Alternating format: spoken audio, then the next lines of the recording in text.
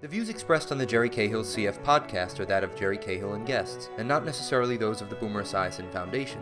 Nothing on the Jerry Cahill CF podcast should be considered medical advice. Such advice can only be given by a physician who is experienced with cystic fibrosis. The Boomer Esiason Foundation, Jerry Cahill and guests cannot be held responsible for any damage which may result from using the information on this podcast without the permission of your medical doctor. Welcome to Jerry Cahill's Living, Breathing, Succeeding podcast series, The Path Forward with CF.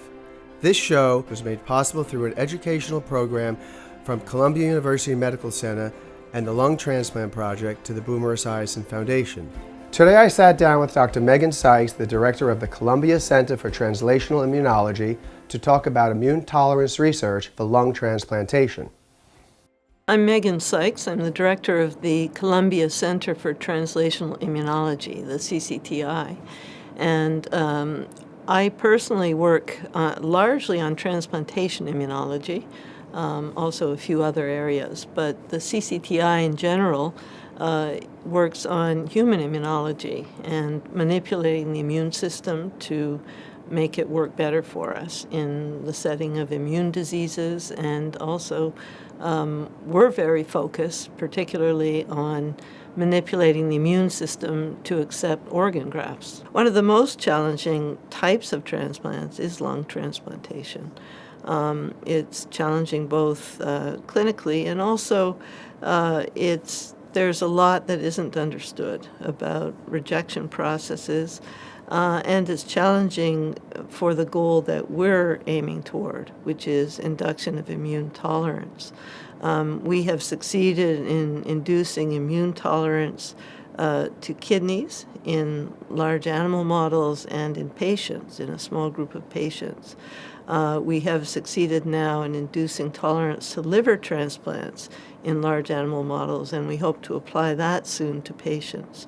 We're now working very hard on trying to induce tolerance to lung transplants in a large animal model so that can then be applied to patients. Another major area of our interest is there's a shortage of organs for transplantation. And so we've been working for a very long time on what's called xenotransplantation, which is using organs from other species, and in particular the pig, as a source of transplants for humans.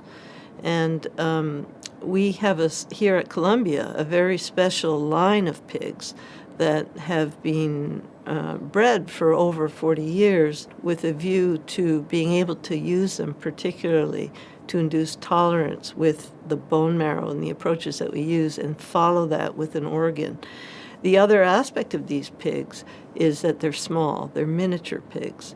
And so that's another major reason why we've kept them going for so long, is to have animals whose organs are going to be the right size for humans. Well, we're working very closely with Dr. Arkasoy and his younger colleagues to develop this large animal lung transplant program. So that's a collaborative effort.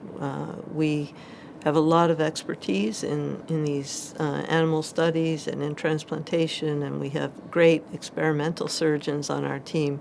But the clinical team and their clinical expertise is also invaluable to us. And so it's really, really a team effort. I think these efforts have a very good chance of improving transplantation in the future, for making it possible not to take lifelong immunosuppressive drugs, and overall to have less infection, less cancer, less of the other side effects of immunosuppression. Also, I'm hoping that we can gain more understanding of what goes on in a patient who gets a lung transplant through these immune studies that are going on here in the CCTI, and thereby you help to improve outcomes, tailor the immunosuppression more to the specific patient. So the vision long term, the holy grail that we really want to find is a method for inducing tolerance in patients who have lung transplants and other types of transplants. And the approach that we're using involves bone marrow.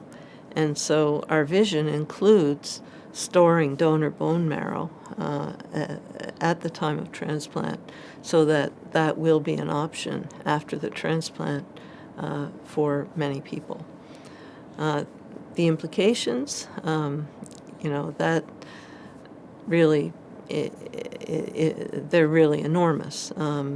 If we succeed in doing this, that could become the standard of care, and we would hope a large portion of people would be able to accept their graft without long-term immunosuppression. We would like to have success in lung transplantation in the large animal model within 5 years. That's what we're aiming for, and at that point to feel ready to try it in patients. That's what we're trying to do. That's what we're wishing for, but many factors, of course, will determine whether or not we achieve that.